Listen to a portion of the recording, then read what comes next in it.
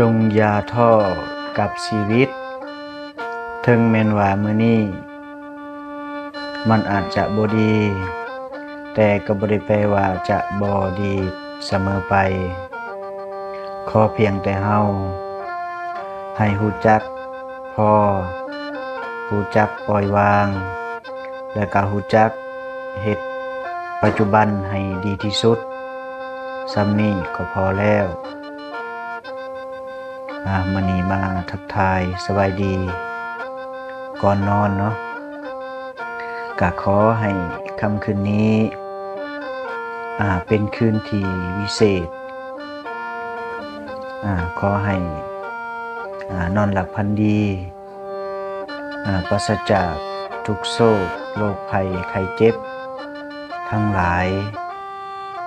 ทั้งปวงขอให้บุญรักษาเทวดาคุ้มครองสิ่งศักดิ์สิทธิ์จงปกป้องคุ้มครอง